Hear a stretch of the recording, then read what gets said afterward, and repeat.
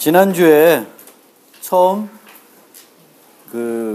객체지향 개념에 대해서 재검토를 복습하고 있습니다. 그래서 일부 여기서 소개해드린 내용들은 이미 다 알고 있는 내용일 수도 있고 조금 몰랐던 내용인데 좀 새로운 것도 있을 수 있어요. 근데 잘 생각해 봐주시면 좋겠어요. 그래서 객체지향 개념에 대해서 제대로 알고 있어야 나중에 패턴을 적용할 때 이해하는 게 좀 달라질 수 있거든요. 객체지향 자체가 이해가 안 되면 패턴을 이해하는데도 어려움이 있을 수 있습니다. 그래서 지난주에 한 얘기 몇 가지만 추가 설명하면 이제 객체지향에서는 객체를 중심으로 프로그래밍을 하게 되고 그러다 보니까 예전과 달리 이렇게 처리하는 데이터를 넘기는 것이 아니라 데이터가 중심이 돼서 어떤 프로세스가 진행이 되죠. 그러다 보니까 예전과 비교하면 차이가 원래 없는 건데 여기서 보면 인자가 하나가 줄어드는 형태로 생각할 수도 있습니다. 근데 인자의 개수가 적으면 적을수록 우리 입장에서 프로그래머 입장에서는 약간 편해지는 측면이 있는 거죠. 그런 얘기도 지난번에 했고요. 그 다음에 객체와 관련해서는 가장 핵심인 것이 객체는 상태를 유지하고 있다. 그렇죠? 상태를 유지하고 있고 그 상태에 따라서 어떤 우리가 요청한 일들이 그 결과가 달라질 수 있는 거죠. 문을 열어라 했는데 문이 잠겨 있으면 안 열릴 거고 문이 안 잠겨 있으면은 열릴 수가 있는 거죠. 그래서 객체는 상태를 유지하고 있다. 그래서 이런 상태를 유지할 필요가 없는 어떤 행위들은 객체지향으로 모델링할 필요가 없는 거예요. 그래서 우리가 객체지향적으로 프로그래밍을 하더라도 모든 요소를 객체지향적으로 할 필요가 없습니다. 그리고 나중에 또 얘기하겠지만 객체지향적으로 하다 보면 이거는 당연히 상속관계가 되네 해서 상속으로 모델링할 수도 있고 이거는 이름이 비슷하네 인터페이스로 묶자 이렇게 할 수도 있는데 반드시 프로그램에서 여러분들이 모델링하는 프로그램에서 필요할 경우에만 하는 거예요. 꼭 무조건 이세 관계가 있다고 해서 무조건 상속을 할 필요는 없다. 상속을 통해서 여러분 프로그램에 얻어지는 이점들이 있어야 되는 거죠. 그래서 그런 얘기를 좀 했고 그 다음에 기존과 조금 많이 또 객체지향에서 새로워지는 것들 중에 개념 중에 하나 중요한 개념이 접근 제어 개념이 있는 거죠. 접근 제어. 그래서 이전에 C 같은 데서는 어떤 데이터는 누가 쓸 수 있고 누가 쓸 수 없고 이런 것을 통제할 수 있는 수단들이 없었죠. 근데 객체지향으로 넘어오면서 우리들은 어떤 데이터나 또 그 데이터를 처리하는 어떤 메소드에 대해서 우리가 필요한 통제를 할 수가 있게 되고 그런 통제는 다 뭘 위해서 한다? 프로그램의 강건성을 높이기 위해서 한다. 오류를 줄이기 위해서 하는 거죠. 그래서 그런 개념을 얘기했었고 그런 얘기를 했었고 그 다음에 예제를 하나 봤었는데 이 예제에서는 되게 심플한 예제이겠지만 우리가 눈여겨봐야 될 부분은 기존에 이렇게 객체지향 이전에 또는 객체지향 하면서도 여러분들이 그냥 무심결에 이럴 때는 이렇게 하고 저럴 때는 저렇게 하자 이런 기능이 필요하면 조건문을 가지고 해결하는 경우가 많았는데 객체지향이 되면 다양성 등을 이용해가지고 조건문을 하나도 쓰지 않고 똑같은 기능을 만들 수가 있죠. 그래서 이 예제에서도 똥 깨면 멍멍, 똥 깨가 아니고 왈왈 하는 것도 이렇게 if문 갖고 할 수도 있겠지만 보통 객체지향적으로 가면 if문 갖고 하는 것이 아니라 이런 상속이나 이런 걸 통해서 하게 되는 거죠. 다양성 개념을 이용하게 되면 이제 조건문을 우리가 객체지향적으로 가면 조건문 없이 많이 프로그램하게 된다. 그래서 그 개념도 여러분들이 봐야 되는 거고 또 다른 예제를 하나 봤었는데 이 예제에서 조금 여러분들이 생각해 주셔야 될 부분은 우리가 프로그램을 아무것도 없는 상태에서 전혀 없는 상태에서 새로 짠다라고 했을 때에는 어쩌면 C 같은 언어로 짜는 게 객체지향적으로 모델링하지 않고 짜는 게 더 쉬울 수도 있어요. 라인 수도 더 적을 수도 있는데 하나 잘 만들어 놓은 다음에 어떤 프로그램을 만들어 놓은 다음에 그 다음에 어떤 기능을 추가하거나 수정하거나 이럴 때에는 객체지향이 훨씬 유리해지는 측면들이 있는 거죠. 이 예제에서도 처음에는 이렇게 3개의 클래스를 만들어야 됐는데 다음에 여기다가 뭔가 또 다른 것을 추가할 때 이 C 같은 데서는 이런 함수들을 수정해야 되겠지만 이 객체지향에서는 전혀 수정 없이 클래스만 하나 새로 만들면 동작이 되는 거죠. 또 이렇게 추가한다고 해서 우리가 궁극적으로 객체지향에서도 코드 중복이 많아지는 건 아니고 오히려 객체지향에서 하게 되면 이런 식으로 상속 개념을 이용해서 코드 중복을 많이 줄일 수가 있게 되는 거죠. 그래서 그런 얘기들을 했었습니다. 그리고 이제 클래스들을 우리가 이제 객체지향 쪽으로 프로그램 할 때 프로그래머, 개발자가 가져야 되는 가장 중요한 덕목 중에 하나는 우리가 어떤 프로그램을 만들 때 이 프로그램을 처리하기 위해서 어떤 객체들을 만들 것이고 각 객체한테 어떤 역할을 부여할 것인지 그걸 결정하는 것이 대단히 중요한 요소다. 그러니까 C 같은 데서는 함수들을 어떤 것들을 만들 건지가 중요했으면 이제는 객체지향 쪽으로 우리가 소프트웨어를 만들면 거기서 가장 중요한 거는 이 프로그램에서 어떤 객체들을 정의할 것이고 그 객체가 어떤 역할을 그 객체한테 어떤 역할을 줄지가 대단히 중요한 요소가 되는 거죠. 그래서 그게 여러분들이 분석하고 객체지향 설계할 때 해야 되는 일이 되는 거죠.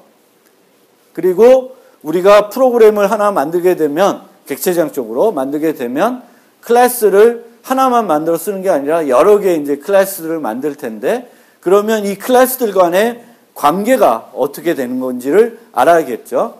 그래서 이 클래스들과의 관계는 정적인 관계가 있고 동적인 관계가 있는데 정적인 관계라는 건 안 변하는 거죠. 상속이나 구체화는 한번 그렇게 정해 놓으면 코드를 수정하지 않는 한 안 변하는 거죠. 그런데 어떤 객체들과의 관계는 코드를 수정하는 것이 아니라 프로그램 실행하는 동안에 관계가 달라질 수 있죠. 이 학생이 지도학생이었다가 프로그램이 끝나기 전에 지도학생이 아니고 다른 학생으로 변경될 수도 있는 거죠. 프로그램 안에서. 그래서 그런 정적인 관계, 동적인 관계를 잘 보셔야 된다. 그래서 클래스에서 자바 같은 경우에는 클래스 수준의 관계는 상속과 구체화 두 가지가 있고 그 객체 수준에서의 관계는 사용하는 관계랑 포함하는 관계 두 가지로 나눠지고 그거를 코드적으로 보면 포함하는 관계는 멤버로 다른 객체 타입을 유지할 것이고 사용하는 관계는 멤버로는 유지하지 않는데 여기서처럼 인자로 받거나 코드 안에서 객체를 생성하는 그런 경우가 되겠습니다.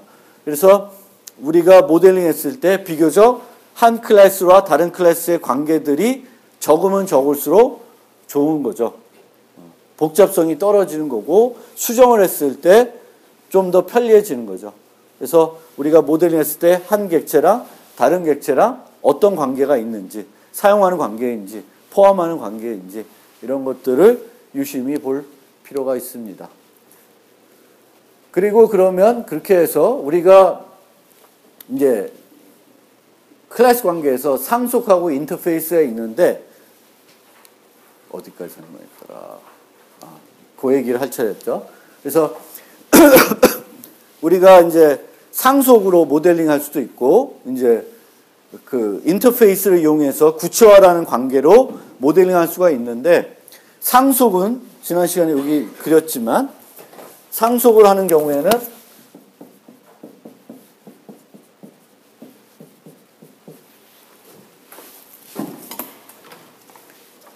이런 관계가 있으면 상속의 경우에는 두 가지 측면에서 우리가 프로그램 할 때 얻을 수 있는 이점이 있다라고 말씀드렸어요. 하나는 상속의 경우에는 이 하위 클래스를 만들 때에도 얻어지는 이점이 있죠. 왜냐하면 여기도 들어가고 여기에 들어가는 어떤 공통 코드를 여기다 두는 것이 아니라 여기다 둘 수가 있죠.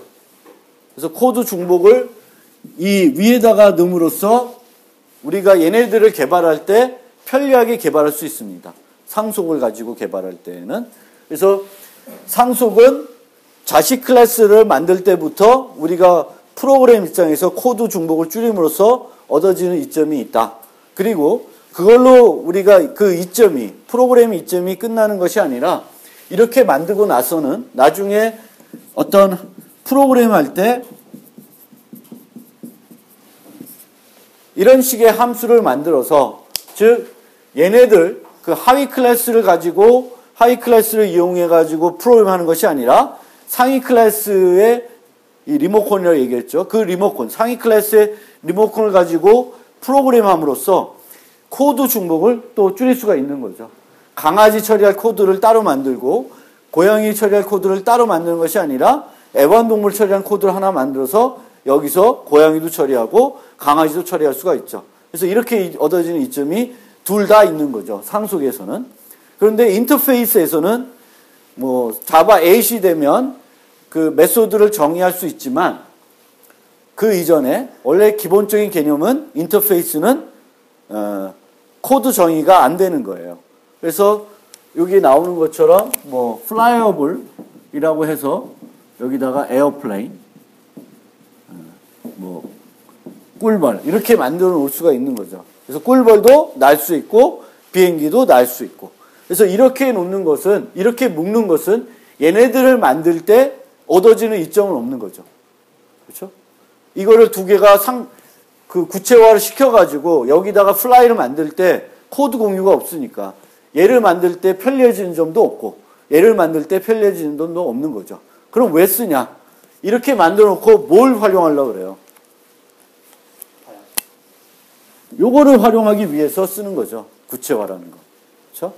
그래서 인터페이스는 아까도 얘기했지만 상속의 경우에는 얘네들 만들 때에도 얻어지는 이점이 있고 다 만들어 놓고도 우리가 얘네들을 사용할 때 이런 코드를 만들어서 편리해지는 이점이 있는데 인터페이스는 얘네들 자체를 만들 때는 별로 얻어지는 이점은 없고 그렇지만 이렇게 묶어놓고 나서는 그냥 뭐 여기도 void G 뭐 이렇게 해서 flyable F 뭐 이런 식으로 만들어 가지고 이 하나의 코드로 여러 가지 날아다니는 것들을 한꺼번에 처리할 수가 있는 거죠. 뭐 배열, flyable 배열을 정의해서 다양하게 날아다니는 애들을 다 유지할 수도 있는 거죠. 그래서 그런 차이점이 있다. 그래서 결국은 우리가 그 구체적인 이런 애들을 그 클래스를 가지고 프로그램하기 하다기보다는 상위에 있는 이런 타입을 가지고 프로그램을 많이 하면 많이 할수록 코드도 줄일 수가 있고 나중에 수정할 때 편리해지는 거죠. 바꿀 게 없는 거지. 그냥 플라이볼을 했다가 나중에 에어플레인 꿀벌 말고 나비가 필요하다 그러면 그냥 나비 갖다가 쓰면 되는 거지. 코드 수정 없이. 그래서 그런 용도로 우리가 인터페이스라는 거 그리고 그 상속이라는 것을 활용하고 있다. 그런데 이 상속에서는 이 코드 중복을 위해서 단순하게 상속을 하면 안 되고 항상 무슨 관계가 성립할 때만 해라? is-a 관계가 성립할 때만 해라. 그것은 프로그램의 가독성을 높이기 위해서 필요해요. 나중에 봤더니 뭐 강아지에다가 사람이 대입되고 이런 이상한 어떤 코드들이 나올 수가 있는 거죠. 우리가 묶어버리면 상속 때문에. 그래서 상속은 코드 중복을 없애기 위한 요소로만 쓸 수는 없고 다양성과 논리적인 그 is-a 관계를 이용해 가지고 그럴 때에만 상속을 쓰는 거예요. 코드 중복이 필요하다고 해서 강아지하고 사람을 묶어놨어요. 근데 나중에 보면 뭐 사람이 애완동물이 되고 뭐 그런 코드들이 만들어질 수 있는 거죠. 그러면 그 다른 사람이 그 코드를 읽을 때 너무 어색한 거지. 문법적인 오류는 없는데. 그래서 상속은 반드시 is-a 관계가 성립하는 경우에만 이제 쓰고요. 인터페이스는 그런 is-a 관계가 성립하지 않는데 얘네들을 묶어가지고 우리가 이런 묶어가지고 얻을 수 있는 이득이 있고 이렇게 묶은 것이 내 프로그램에서 필요하다. 내 프로그램에서 꿀벌도 비행기도 같이 등장을 하고 얘네들을 한꺼번에 묶어서 처리할 필요성이 내 코드에 있어야 되는 거죠. 내 코드에 그런 필요성이 없으면 굳이 묶을 필요는 없는 거죠. 플라이볼을. 그래서 내 필요성이 반드시 있어야 되는 거고 그리고 이럴 때 왜 그러면 초기에 인터페이스는 메소드 정의를 못하게 만들어놨냐? 그 이유는 얘네들이 논리적으로 연관이 없는 애들인데 묶는 거기 때문에 코드 쉐어할 일이 없다고 생각한 거예요. 코드 쉐어할 일이 없다. 그래서 코드 쉐어할 일이 있고 그런 논리적으로 관련 있는 애들은 인터페이스 묶는 게 아니라 상속으로 묶어야 되죠. 뭐 추상 클래스가 되든 이런 식으로 묶어야 되는 거고 그렇지 않은 애들을 위해서 인터페이스라는 개념을 자바에서 도입한 거죠. 그래서 원래부터 자바에서 인터페이스는 논리적으로 관련이 없는 애들, 코드 쉐어가 별로 필요 없는 애들인데 똑같은 어떤 이름의 행위들을 하기 때문에 얘네들을 묶어가지고 뭔가 처리하는데 좋아진다. comparable 뭐 이런 것들이 되는 거죠. comparable 하는 비교하는 코드는 쉐어할 게 별로 없겠죠. 사람을 비교할 때 사용하는 코드나 뭐 어떤 다른 걸 비교할 때는 코드들이 공통적인 부분들이 별로 없다는 거예요. 그 설계한 사람들의 생각들이. 그래서 애초에 인터페이스는 그렇게 그 코드를 공유할 목적이 없었던 거죠. 단지 묶음으로써 이런 프로그램 할 때 어떤 이득을 얻고자 만들어 놓은 개념이에요. 그리고 그런 개념들이 우리가 사용하다 보면 매우 편리하고 유연성 있게 프로그래밍이 가능합니다. 나중에 패턴을 보면 알겠지만 상당히 많은 경우 인터페이스들을 잘 활용하고 있어요. 패턴들이.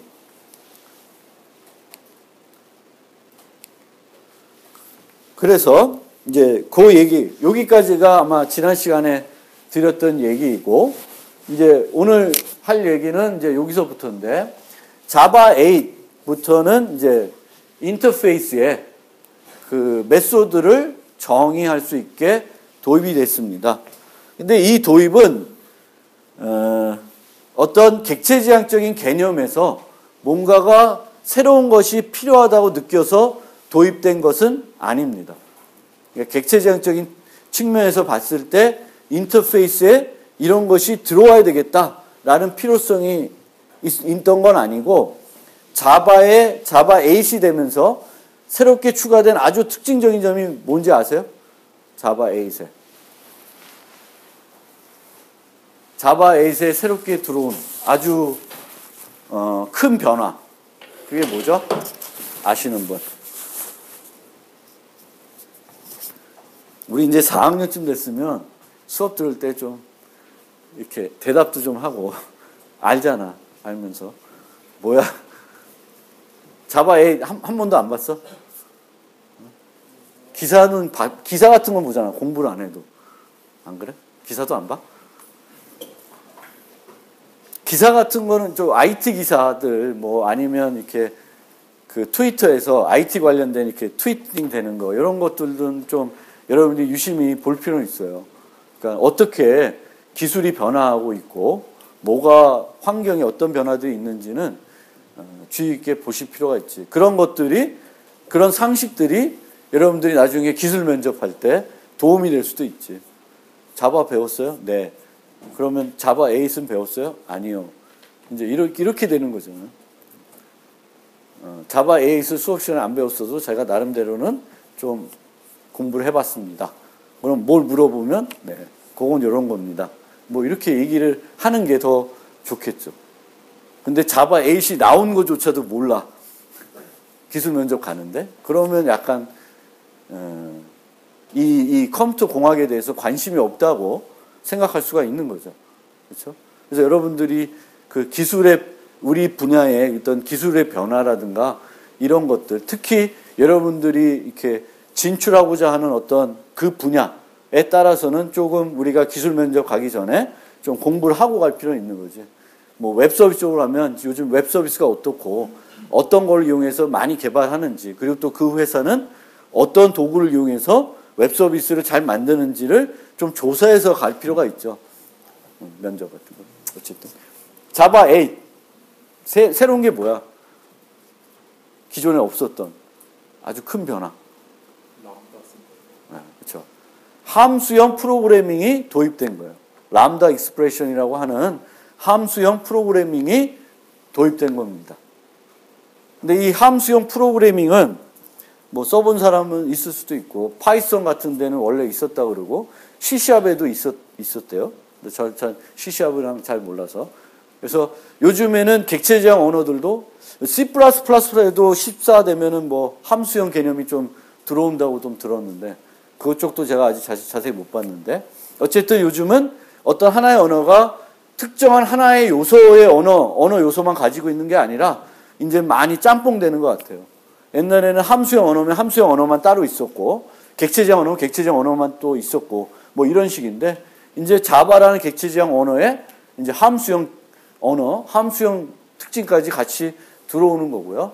함수형이 들어오게 되면 어떤 그 컬렉션들을 처리하기가 되게 편리해져요. 컬렉션들.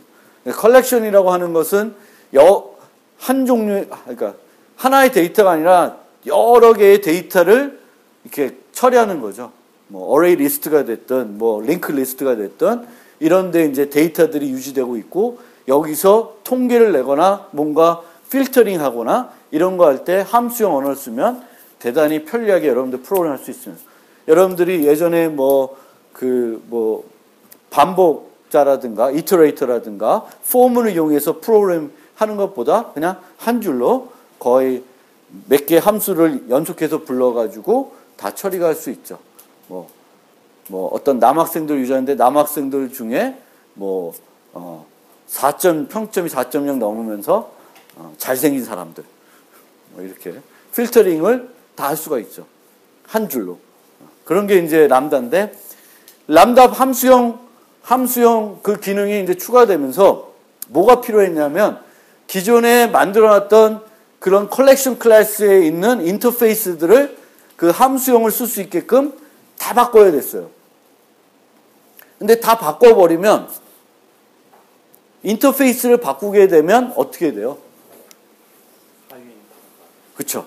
인터페이스를 바꿔버리면 그 인터페이스를 구현하고 있던 모든 클래스들을 다 바꿔야 돼. 그런데 상속의 경우에는 하나의 클래스를 상속받는 클래스의 수는 그렇게 많지는 않아요. 전반적으로. 뭐 애완동물 있으면 그 안에 들어가는 게 몇 개 안 된다는 거죠. 그렇죠? 그런데 comparable 뭐 이런 인터페이스는 그걸 구현하고 있는 클래스가 한두 개가 아니라 100개, 1000개 어마어마하게 많을 수가 있어요. 근데 그거를 인터페이스 그냥 한순간에 필요해서 바꿔버렸다. 그럼 나머지 코드가 다 동작을 안 하는 거지. 그 코드가 동작하려면 다 클래스 파일들을 다 어떻게 해야 돼? 수정을 해야 됐어요. 그래서 자바에서 생각해 놓은 거는 그렇게 하지 말고 심플하게 인터페이스에다가 뭘 할 수 있게 하자? 메소드를 정의할 수 있게 하자라고 한 거예요. 그럼 메소드 정의를 인터페이스에 메소드를 정의한다. 그럼 뭘 정의할 수 있을까? 메소드를 정의할 때의 그 한계가 뭘까요? 인터페이스는. 이런 상위 클래스하고 비교했을 때 여기에다가 코드를 정의한다는 거에 무슨 한계가 있을까요? 얘랑 얘의 근본적인 차이점이 뭘까요? 팻이라는 거하고 플라이오버를.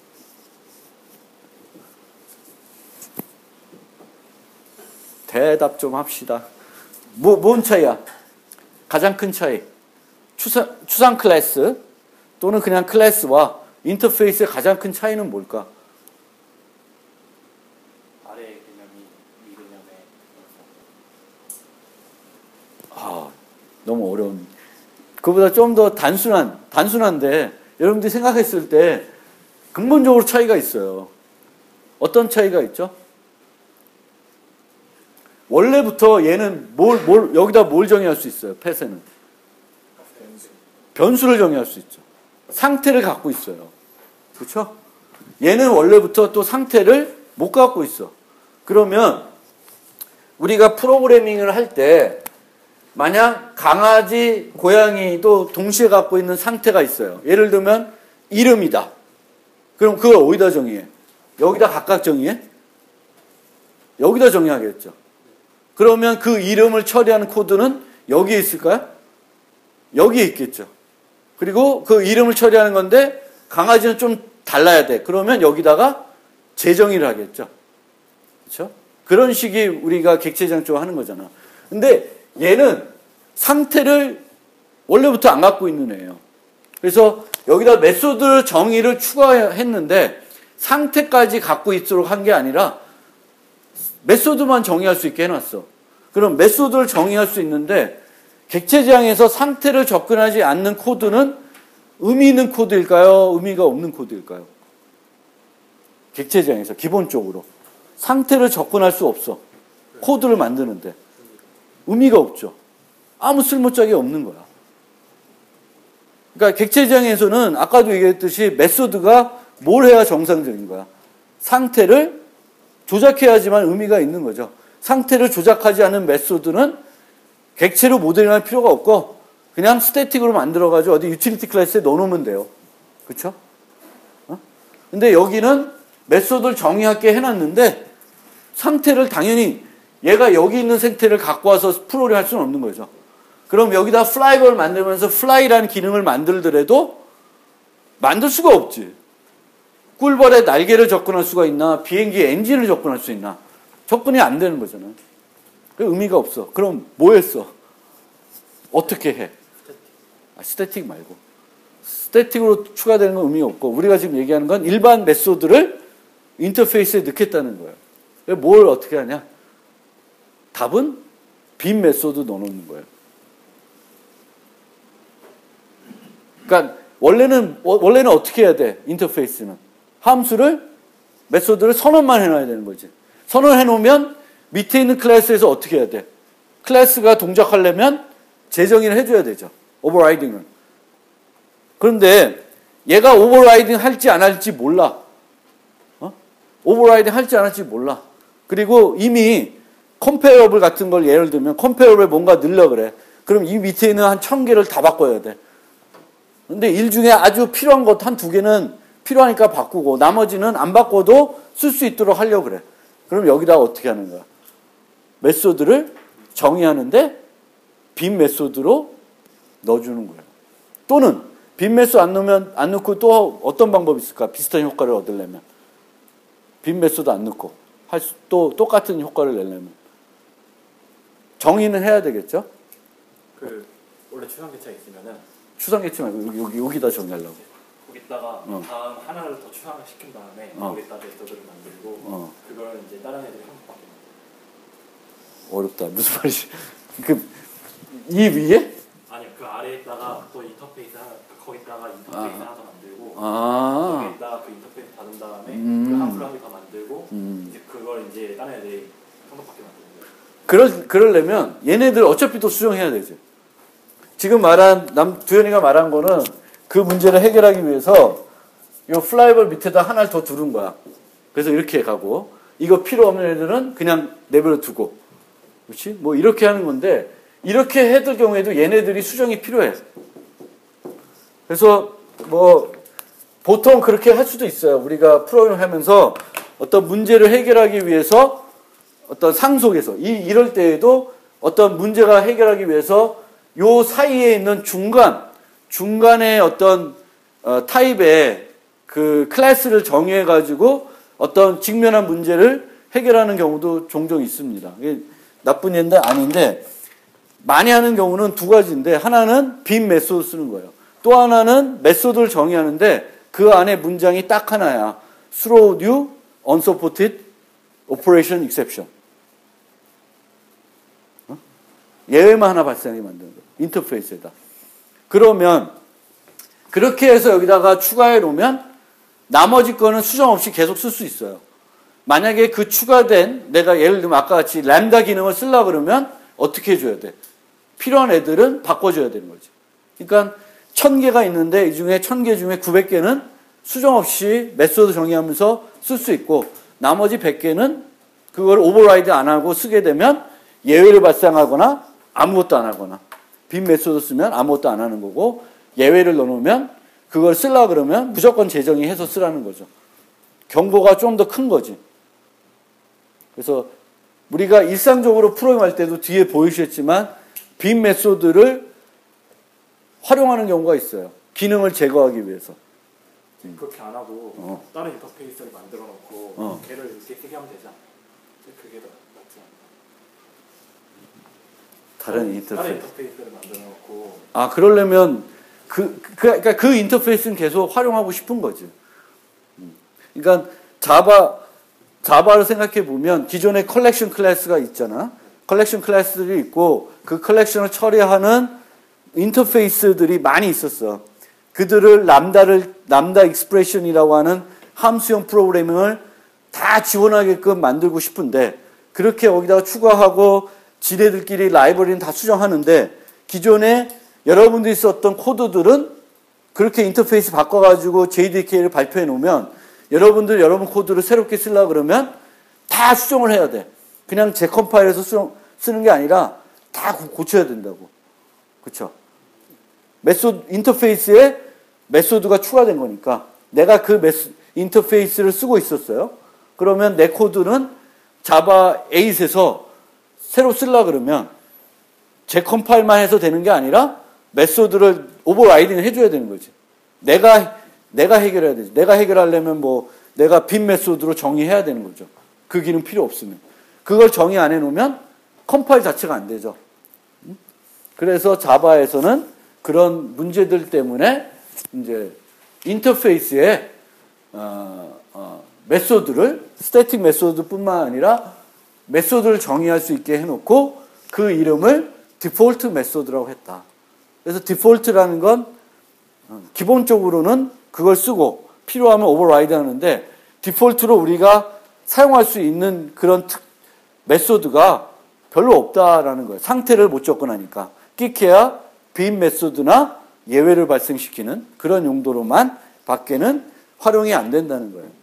그러니까 별로 개념이 새로 들어왔는데 객체지향적인 측면에서 보면 별로 쓸모있는 기능은 아니라는 거죠. 메소드 정의할 수 있게 하는 게. 이해됐어요? 어려워? 예외를 발생시키는다는 게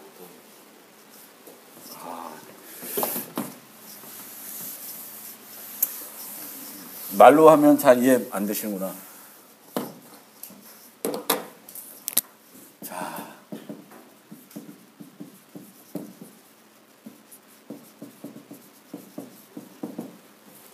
이런 인터페이스가 있었어.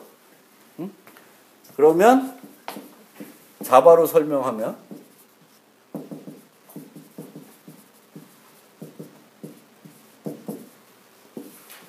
이렇게 하려고 그러면 여기다가 반드시 뭘 해야 돼? 요거를 정의해 줘야 되죠. 정의를 안 하면 얘가 뭐가 돼? 추상 클래스가 되죠. 그렇죠?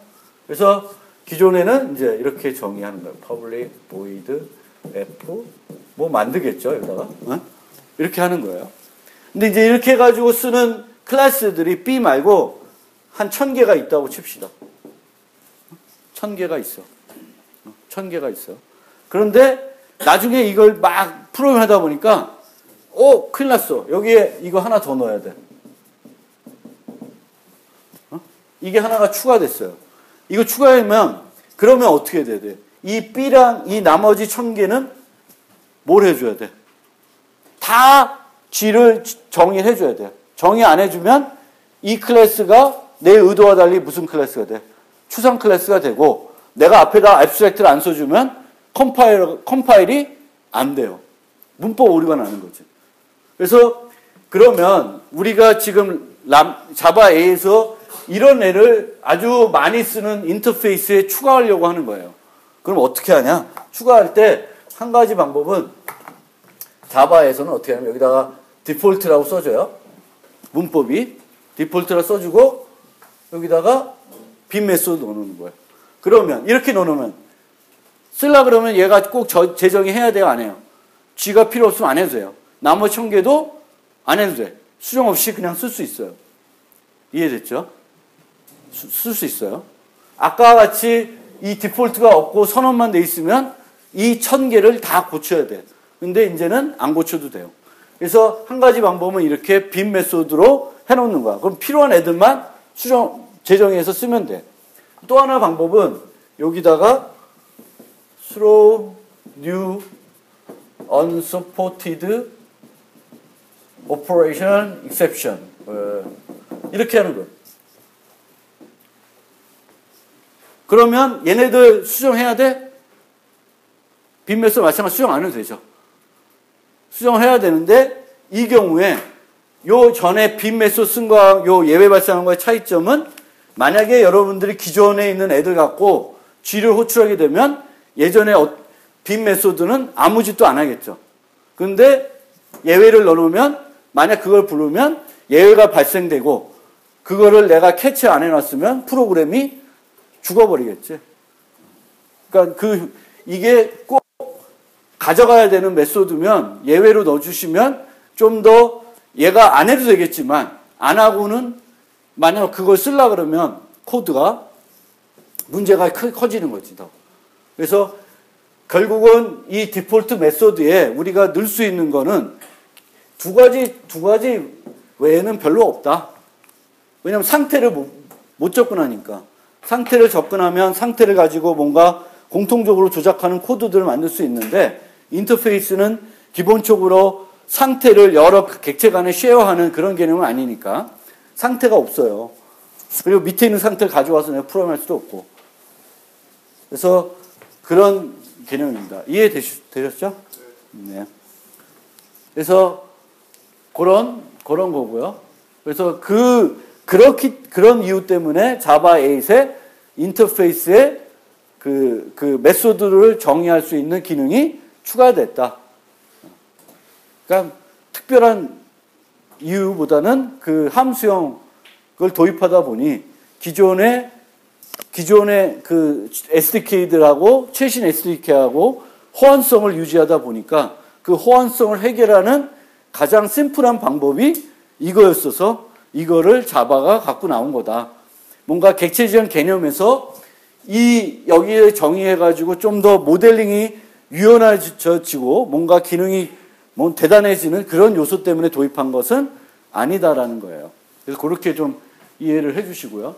그리고 이제 그러다 보니까 원래 자바에는 없었던 이 다중상수성 문제가 발생을 하고 있습니다. 그 얘기는 인터페이스가 이제 A가 아니라 인터페이스 C 이런 게 있는데 둘 다 이제 G를 갖고 있는 거죠. 그런데 얘가 implement A and C 해버리면 A에도 G가 있고 C에도 G가 있으니까 이제 모호해지는 거죠. 오는 거야. 그래서 저렇게 되면 에러가 납니다. 그러니까 다중상속을 했는데, 그러니까 인터페이스를 두 개를 받았는데 A와 C를 둘 다 받았어요. B가. 근데 둘 다 디폴트 메소드를 갖고 있어. 같은 이름에. 그러면 오류야. 근데 그 오류를 제거하려면 내가 재정의해 주면 돼요. 이해 안 돼? 그러니까 예전에는 그러니까 자바에서는 상속은 하나로만 받을 수 있었죠. 그리고 인터페이스는 여러 개를 구현할 수 있어요. 근데 기본적으로 인터페이스들은 다 선언만 되어 있는 것들이니까 똑같은 것이 이 인터페이스랑 이 인터페이스 선언되어 있어도 문제는 안 돼. 왜? 나중에 내가 재정의 할 테니까. 그런데 이제는 이 인터페이스에 선언만 할 수 있는 게 아니라 모두 할 수 있어. 정의도 할 수 있으니까 정의가 되어 있는 메소드가 똑같은 이 메소드가 두 개가 존재할 수 있는 거지. 내가 물려받은. 그러면 이제 모호성이 존재하기 때문에 그거를 해소하려면 반드시 얘는 G를 정의를 해줘야 돼요. 이 AC를 둘 다 받은 경우에는. 그래서 다중상속 문제가 원래는 C++에만 있었던 그런 문제인데 이제는 자바에도 인터페이스 때문에 저런 문제가 생긴다. 예전에도 같은 문제가 있지 않아요? 없었어. A에도 G라는 메소드를 만들어 놓고 C에도 G라는 걸 정해놨어요. 선언만 해놨겠지. 선언만 해놨어요? 그러면 둘 다 선언을 했잖아요. 그러면은 이 얘를 만들려면 얘는 무조건 재정의를 해야 돼. 재정의를 하면 얘께 우선이 되는 거죠. 그렇죠? 그러니까 모호성이 없는 거죠. B의 객체의 G는 여기에 있든 상관없이 여기 하나만 있는 거잖아. 그런데 만약에 정의가 나면 여기도 있고 여기 두 가지 코드가 있는 거죠. 둘 다 빈 메소드일 수 있어도. 그래서 저런 문제들이 있습니다. 진도가 안 나가네. 그 얘기들이고요. 그러면 상속 얘기를 이제 인터페이스와 상속을 좀 비교했는데 상속 관련한 얘기를 좀 더 설명을 드리면 뭐 전반적으로 이제 다 아는 얘기인데 뭐 다 설명됐던 내용 같고 그러니까 뭐 다 아시겠지만 상속을 하게 되면 밑으로 내려올수록 덩치는 작아져 커지는 거죠. 멤버도 많아지고 할 수 있는 메소드들도 많아지는 거죠. 상속받은 거나 내가 추가적으로 정의한 거. 그래서 아래로 갈수록 커지는 개념이고요. 그 1, 2학년들한테 강의할 때 보면 어떤 착각을 하냐면 이렇게 됐을 경우 이렇게 학생이 뭐 사람을 상속받았다. 그래서 학생을 만들면 학생이라는 객체도 만들어지고 사람이라는 객체도 만들어지고 그런 걸로 좀 착각하시는 분이 있는데 항상 객체는 생성을 하면 하나만 만들어지는 거죠. 그렇죠? 그래서 수두는 객체는 이렇게 자기가 갖고 있는 데이터랑 물려받은 데이터 두 가지를 유지하고 있는 거죠. 이런 거를 지금 4학년들이 헷갈려 하지는 않겠죠. 그래서 그렇고 뭐 나머지 좀 있고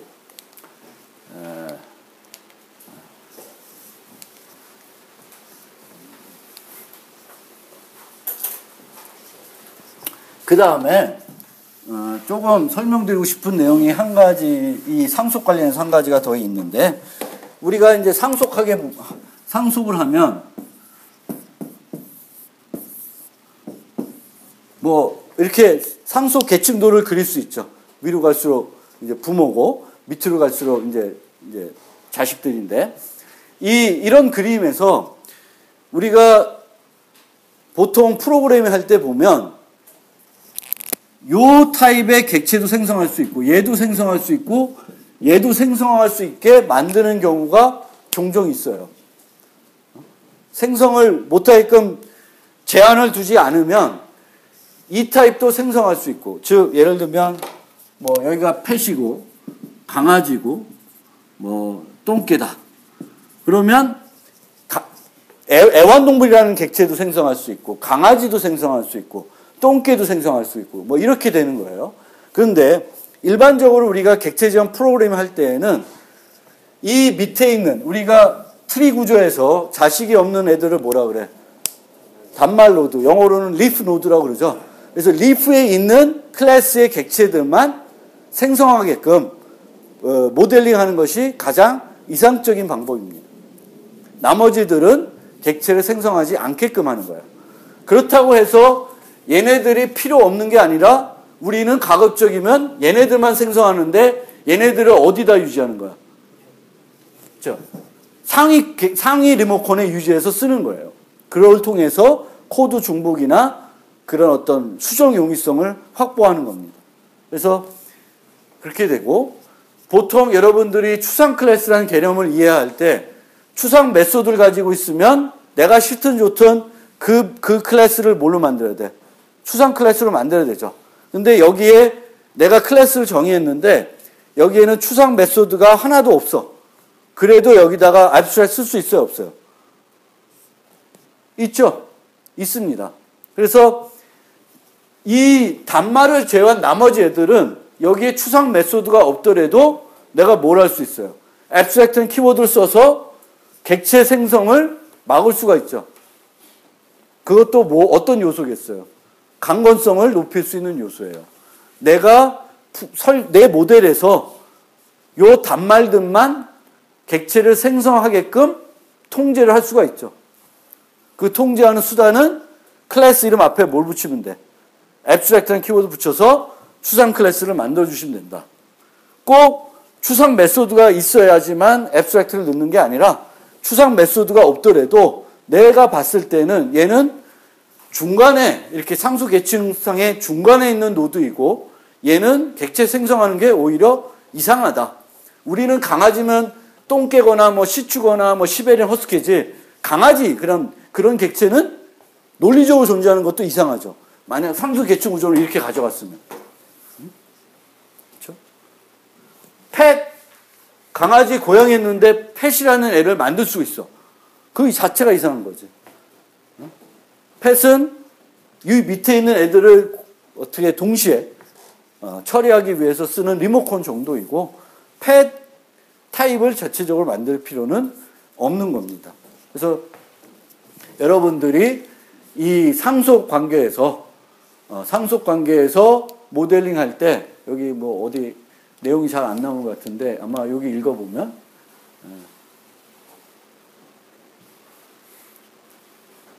여기 추상 메소드가 없어도 객체를 생성할 필요가 없으면 추상 클래스로 지정할 필요가 있다. 이게 이제 여러분들이 좀 중요하게 좀 봐주셔야 될 부분입니다. 그래서 통상적으로는 상속 계층도에서 단말들을 제외한 나머지들은 다 추상 클래스로 가져가는 것이 논리적으로도 맞습니다. 그래서 그거를 좀 실천을 해주시고요. 그래서 그렇게 되면 우리가 상속 계층도에서 얘네들 가지고 쓸 거니까 얘네들 가지고 이 단말들 타입의 리모컨을 가지고 처리하는 것이 아니라 상위 타입의 리모컨 가지고 객체들을 처리하려고 하니까 뭐가 중요하냐면 이런 식으로 어떤 상속을 했는데 고양이는 미오라고 하는 메소드로 소리를 내게 하고 강아지는 바크라고 하는 메소드로 소리 내게 되면 펫 리모컨이라는 걸 활용하기가 어려워지죠. 그래서 상속을 할 때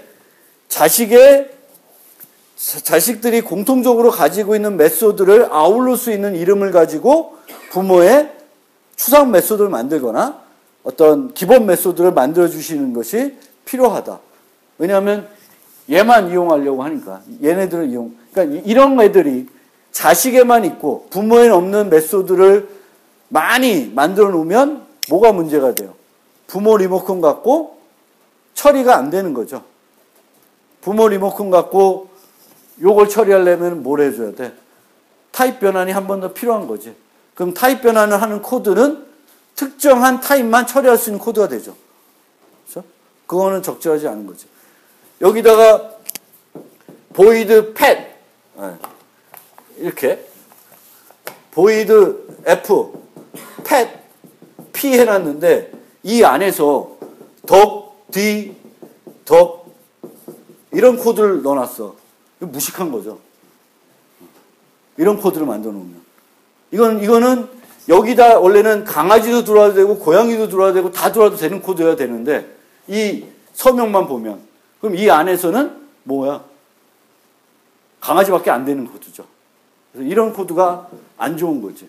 그리고 저런 코드들을 많이 안 만들려고 하면 이런 애들을 최소화해야 돼요.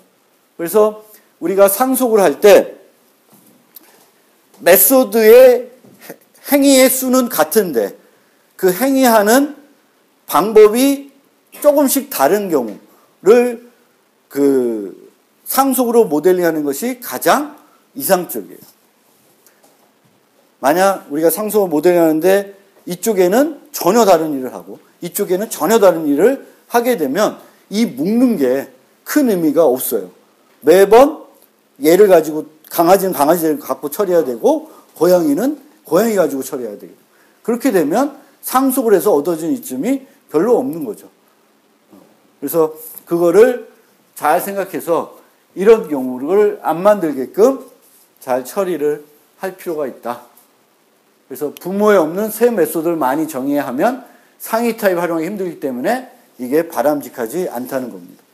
그래서 상속을 할 때는 이즈의 관계를 잘 생각해 주시고 이 계층도상의 단말을 제외한 상위, 중간 이상의 타입들은 추상 클래스로 좀 만들어 주시고 얘네들을 처리할 때 얘를 갖고 처리하는 게 아니라 얘네들의 리모컨 갖고 처리하도록 코드를 만드는 것이 코드의 유연성, 수정 용이성 이런 거에 제일 좋다. 그런 거를 좀 감안해서 생각을 해주시면 되겠습니다. 잠깐 쉬었다가 예제 설명하겠습니다.